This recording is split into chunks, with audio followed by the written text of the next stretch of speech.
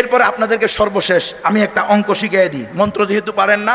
যে কোনো হিন্দু দাদা দিদিকে বলবেন যে তোমাদের নিকটে দেবদেবী কয়টা? এই অমুসলিম দাদা দিদিরা, হিন্দুরা শোনো, তোমাদের আকীদা বিশ্বাস ধর্মীয় গ্রন্থে আছে তোমাদের দেবদেবী হলো 33 কোটি। বলে কেন রে দাদা এত কোথাকা? আমাদের এক আল্লাহ, লা ইলাহা ইল্লাল্লাহ। তাই তো ভয়ের মধ্যে থাকি, কোন কথায় কোন কাজে না জানি ঈমান হারাই। তো তোমরা এত কোথাকা? তো তারা বলে এই 33 কোটি দেবদেবতার পূজা অর্চনার মাধ্যমে এদের মনোরঞ্জন হবে, আর এদের মনোরঞ্জন সন্তুষ্টি অর্জন হইলে মূল ব্রহ্ম আমাদের উপর সন্তুষ্ট হয়ে যাবে। হে হিন্দু দাদা দিদিরা শোনো, এটা যদি তোমাদের আকীদা হয় তো আমরা বলে দিচ্ছি কশ্চিন কালেও স্বর্গে যেতে পারবা না। বলে কেন? বলো এই জামানায় একজন মানুষের হায়াত কত হয়? 60 থেকে 70 বছর।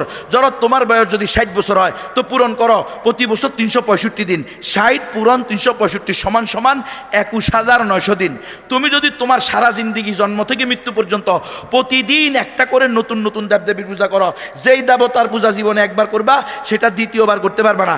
এইভাবে যদি একটা দেবদেবতার পূজা একবার করো, এইভাবে যদি তুমি সারা জিন্দিগি একটা করে নতুন নতুন দেবদেবীর পূজা করো, তাহলে 60 বছরে পূজা করতে পারবা মাত্র 21,900 দেবদেবীর। আরও বাকি থেকে যাবে 32,99,78,100 দেবদেবী, যাদেরকে তুমি কোনোদিন পূজা করো নাই। আর আগ থেকে তুমি গণতন্ত্রে পূজারি, গণতন্ত্রে বিশ্বাসী। অধিকাংশ যেদিকে রায় হবে সেদিকে। তোমার আকীদা বিশ্বাস অনুযায়ী তোমার উপরে সন্তুষ্ট হয়েছে সারা জিন্দিগিতে 21,900 দেবদেবী, আর অসন্তুষ্ট হয়েছে 32,99,78,100 দেবদেবী। জান্নাত তো দূরের কথা, জাহান্নামের অতল গহ্বরে যাবি। সুতরাং হে হিন্দু দাদা দিদিরা, আমি হইলাম প্রকৃত মানবতাবাদী বক্তা। আমি তোমাদেরকে জান্নাতের সঠিক রাস্তা, সহজ রাস্তা বলে দিতেছি। বলো লা ইলাহা ইল্লাল্লাহু মুহাম্মাদুর রাসূলুল্লাহ। দাওয়াত দিবেন তো ইনশাআল্লাহ? মুসলমান ডাক্তার, মাস্টার, অমুসলমান রুগী, অমুসলমান ছাত্রীদের পড়ায় এবং চিকিৎসা করে কি করে না? মুসলমান আর অমুসলমান ব্যবসায় একসাথে শরিক আছে না নাই? একই গ্রামে, একই মহল্লায়, একই সমাজে, একই ইউনিয়নে বসবাস করে কি করে না? এই হবু এমপি, হবু মন্ত্রীরা, তোমরা আরো বেশি ধরা খাইবা। কারণ তোমাদেরকে আল্লাহ জিজ্ঞেস করেন, এমপি সাহেব, হবু এমপি, হবু মন্ত্রী, চেয়ারম্যান হবু আইসা আমাদেরকে বলে গেছে তোমরা খুব ভালোভাবে পূজা করো আর আমারে সিল মারো, আল্লাহর সাথে শিরিক করো আর আমারে কি করো? সিল মারো। বাস, এটা আমি সন্তুষ্ট।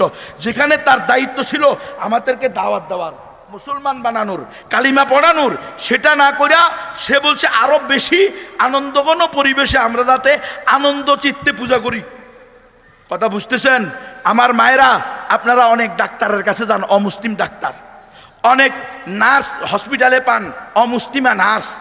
অনেক ডাক্তার, মুসলিম ডাক্তার আছেন, মুসলিমা ডাক্তার। আপনার কাছে হিন্দু মহিলারা নার্স রুগী হিসাবে আসে না? আসে। তাহলে এদেরকে ইসলামের দাওয়াত দেওয়া আমাদের দায়িত্ব। দাওয়াত পাওয়া তাদের অধিকার। গ্রহণ করবে কি করবে না সেটা কার হাতে? আল্লাহর হাতে। কোনো মারামারি নাই, কোনো কাটাকাটি নাই, কোনো দাঙ্গা হাঙ্গামা আমরা চাই না। কিন্তু অমুসলমানকেও দাওয়াত দেওয়া আমাদের দায়িত্ব। দাওয়াত না দিলে তারা আমাদের বিরুদ্ধে অভিযোগ করে, আল্লাহ এই মৌলানা আমার 70 বছরের প্রতিবেশী, এই মুসলমান আমার 30 বছরের পড়ালেখার সাথী, এই মুসলমান আমার 20 বছরের খেলার সাথী, এই মুসলমান আর আমি একই কোম্পানিতে ব্যবসা করছি, চাকরি করছি, এই মুসলমান আর আমি একই প্রোডাক্টের ব্যবসা করছি। আছে না নাই? বলবে কাল কিয়ামতের মাঠে, মুসলিম দাদা দিদিরা, তোমাদেরকেও ইসলামের দাওয়াত দেওয়া আমাদের দায়িত্ব। তোমরাও দাওয়াত পাওয়া, এটা তোমাদের অধিকার। গ্রহণ করবা কি করবা না সেটা কার হাতে? আল্লাহর হাতে। এখন কোনো অমুসলিম দাদা দিদি বলতে পারেন, ও গুনবী সাহেব, আপনি যা বলছেন এটা তো কোরআন দিয়ে, হাদিস দিয়ে, কোরআন সুন্নাহ দিয়ে বলছেন। আমরা তো কোরআনও মানি না, সুন্নাহও মানি না, আমরা আমাদের ধর্ম মানি, ধর্মীয় গ্রন্থ মানি। তো আমি বলবো, আসো হে হিন্দু দাদা দিদিরা, আমাদের দেশের অধিকাংশ হিন্দু দাদা দিদি, আপনাদের আশেপাশেও হিন্দুরা আছে, ঠিক কিনা? অমুসলিম দাদা দিদিরা বলো, তোমাদের ধর্মের নাম কি?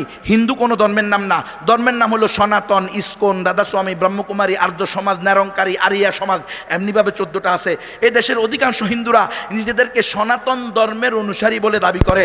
ওই হিন্দু দাদা দিদিরা, তোমরা সনাতন ধর্মের অনুসারী হলে বলো, তোমাদের সনাতন ধর্মের সবচেয়ে পুরাতন ধর্মীয় গ্রন্থের নাম কি? সেটা হলো বেদ। বেদ হলো 4টা, ঋগ্বেদ, সামবেদ, যজুর্বেদ, অথর্ববেদ। ও হিন্দু দাদা দিদিরা, ঋগ্বেদের 10 নম্বর মণ্ডলের 114 নং সূক্তের 5 নং মন্ত্রে আছে, কট উপনিষদের 2-এর 1-এর 11 নং মন্ত্রে আছে, একং ব্রহ্ম দ্বিতীয়ং নাস্তে নেহনা নাস্তে কিঞ্চন। সংস্কৃত ভাষা, হিন্দুদের ধর্মীয় ভাষা। সংস্কৃত ভাষা মানে এটা হিন্দুদের ধর্মীয় ভাষা। একং ব্রহ্ম, মালিক আল্লাহ একজন, দ্বিতীয় নাস্তি, দ্বিতীয় কেউ নাই, না না নাস্তি, নাই নাই নাই, কিঞ্চন বিন্দু মাত্র নাই। আরবি করো লা ইলাহা ইল্লাল্লাহ, লিল্লাহে তাকবীর। ও হিন্দু দাদা দিদিরা, তোমাদের শাস্ত্রে স্পষ্ট আছে লা ইলাহা হর্তি পাপম ইল ইলাহা পরম পাদম জন্ম বৈকুণ্ঠ অপইনতি তজপি নামু মুহাম্মাদু। যদি তুমি লা ইলাহা ইল্লাল্লাহ বলো তাহলে সমস্ত পাপ মুছে যাবে। ইল ইলাহা পরম পাদম, প্রকৃত আশ্রয় হলো এক ইলাহের আশ্রয়। জন্ম বৈকুণ্ঠ অপরিণতি, যদি তুমি চাও যে মৃত্যুর পরে বৈকুণ্ঠ নামক স্বর্গে দেবা, অর্থাৎ জান্নাতুল ফেরদাউসে দেবা, তজপি নামু মুহাম্মাদ, তাহলে মুহাম্মদ সাল্লাল্লাহু আলাইহি ওয়াসাল্লামের নাম জপো, বলো লা ইলাহা ইল্লাল্লাহু মুহাম্মাদুর রাসূলুল্লাহ সাল্লাল্লাহু আলাইহি ওয়াসাল্লাম, তাকবীর। ও হিন্দু দাদা দিদিরা, তোমাদের শাস্ত্রে স্পষ্ট আছে অথর্ববেদে, হোতার মিন্দ্র মহাশারিন্দ্র ভৌ অল্লাহ রসুল জ্যেষ্ঠং শ্রেষ্ঠং পরমং পূর্ণনং ব্রহ্মণং অল্লাহ অল্লং অল্লাহ রসুল মুহাম্মদ রকেং ভরস্য অল্লাহ অল্লং। সকল ইন্দ্রের মহাইন্দ্র এক আল্লাহ, মুহাম্মদ সাল্লাল্লাহু আলাইহি ওয়াসাল্লাম হলেন পরম বরণীয় এবং অনুসরণীয়। ও হিন্দু দাদা দিদিরা, বলো আশহাদু আল্লা ইলাহা ইল্লাল্লাহু ওয়া আশহাদু আন্না মুহাম্মাদান আবদুহু ওয়া রাসূলুহু। যে কোনো হিন্দু দাদা দিদিকে জিজ্ঞেস করবেন, হিন্দুরা তোমাদের নিকটে যুগ কয়টা, কাল কয়টা? তো বলবে 4টা, সত্য ত্রেতা দাপর কলি। বলে হিন্দু দাদা দিদিরা এখন কোন যুগ চলে? যে কোনো হিন্দু দাদা দিদি বলতে বাধ্য থাকবে এখন কলির যুগ চলে।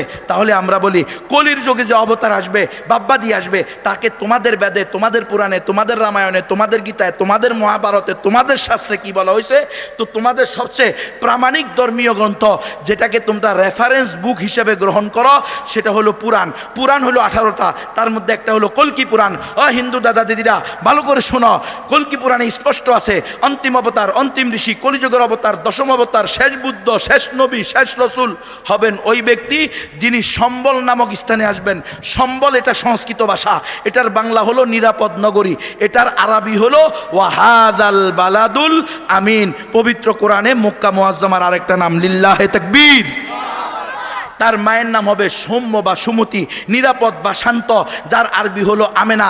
তার পিতার নাম হবে বিষ্ণু যশ, ভগবান বা আল্লাহর গোলাম, যার আরবি হলো আব্দুল্লাহ। তার নিজের নাম হবে, হিন্দু দাদা দিদিরা অথর্ববেদের পৃষ্ঠায় পৃষ্ঠায় উল্টে দেখো, অন্তিম অবতার, অন্তিম ঋষি, কলিযুগের অবতার, দশম অবতার, শেষ বুদ্ধ, শেষ নবী, শেষ রসুল হবে ওই ব্যক্তি যার নাম হবে নরা সং সং, যার বাংলা হলো প্রশংসিত, যার আরবি হলো মুহাম্মদ সাল্লাল্লাহু আলাইহি ওয়াসাল্লাম, লিল্লাহে তাকবীর। সুতরাং হে হিন্দু দাদা দিদিরা, আজকে যদি তোমরা প্রকৃত হিন্দু ধর্মের অনুসারীও হইতে হয়, প্রকৃত বৈদিক ধর্মের অনুসারীও হইতে হয়, তবুও তোমাদের এই কালিমা লা ইলাহা ইল্লাল্লাহু মুহাম্মাদুর রাসূলুল্লাহ, এক আল্লাহ ছাড়া কোনো উপাস্য নাই, মুহাম্মদ সাল্লাল্লাহু আলাইহি ওয়াসাল্লামের তরিকা এবং পদ্ধতি এবং সিস্টেম ছাড়া অন্য কোনো পদ্ধতি, তরিকা, সিস্টেমে শান্তি আর কামিয়াবি নাই। মারামারি, কাটাকাটি, হানাহানি আছে, কথা কও। সুতরাং এই কালিমা পড়ে মুসলমান হওয়া ছাড়া কোনো গতি নাই। দাওয়াত দিতে পারবেন তো ইনশাআল্লাহ? কারা কারা আজ থেকে হিন্দুদেরকে দাওয়াত দিবেন? হাত তোলেন। লিল্লাহে তাকবীর, লিল্লাহে তাকবীর, লিল্লাহে তাকবীর।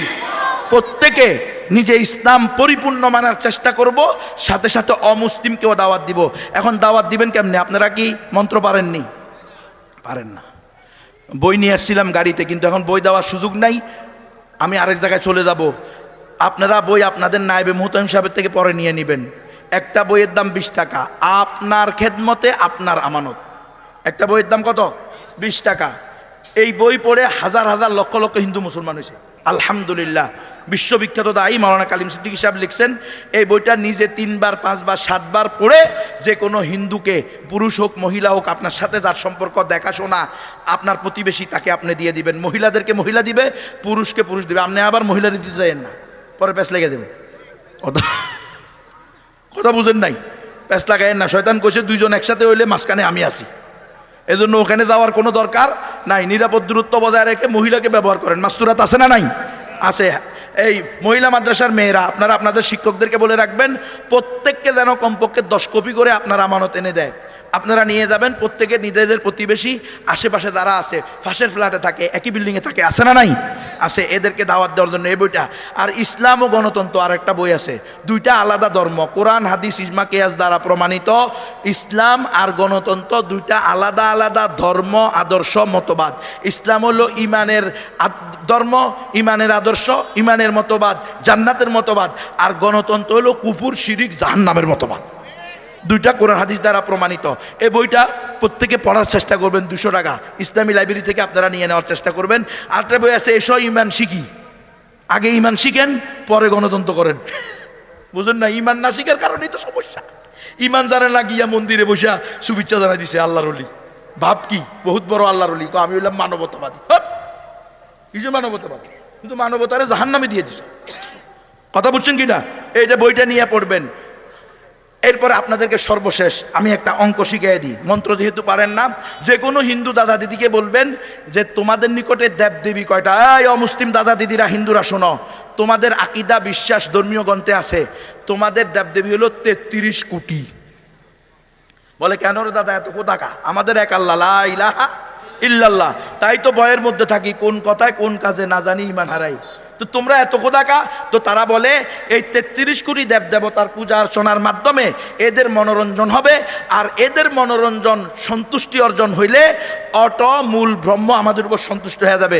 হে হিন্দু দাদাদিরা শোনো, এটা যদি তোমাদের আকীদা হয় তো আমরা বলে দিচ্ছি কশ্চিন কালেও স্বর্গে যেতে পারবা না। বলে কেন? বলো এই জামানায় একজন মানুষের হায়াত কত হয়? 60 থেকে 70 বছর। ধরো তোমার বয়স যদি 60 বছর হয় তো পূরণ করো প্রতি বছর 365 দিন। 60 পূরণ 365 সমান সমান 21,900 দিন। তুমি যদি তোমার সারা জিন্দিগি জন্ম থেকে মৃত্যু পর্যন্ত প্রতিদিন একটা করে নতুন নতুন দেবদেবীর পূজা করো, যেই দেবতার পূজা জীবনে একবার করবা সেটা দ্বিতীয়বার করতে পারবা না। এইভাবে যদি একটা দেবদেবতার পূজা একবার করো, এইভাবে যদি তুমি সারা জিন্দিগি একটা করে নতুন নতুন দেবদেবীর পূজা করো, তাহলে 60 বছরে পূজা করতে পারবা মাত্র 21,900 দেবদেবীর।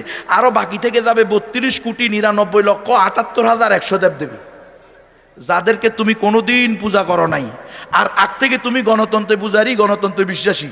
অধিকাংশ যেদিকে রায় হবে সেদিকে।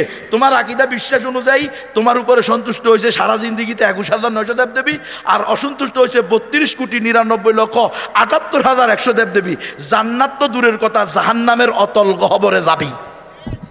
সুতরাং হে হিন্দু দাদা দিদিরা, আমি হইলাম প্রকৃত মানবতাবাদী বক্তা। আমি তোমাদেরকে জান্নাতের সঠিক রাস্তা, সহজ রাস্তা বলে দিতেছি। বলো লা ইলাহা ইল্লাল্লাহু মুহাম্মাদুর রাসূলুল্লাহ। দাওয়াত দিবেন তো ইনশাআল্লাহ? আল্লাহ তাআলা আমাদের সকলকে পরিপূর্ণ প্র্যাকটিসিং মুসলমান হওয়ার সাথে সাথে ইসলামের দাওয়াত পৌঁছানোর তৌফিক দান করেন। আমিন। ওয়া আখিরু দাওয়ানা।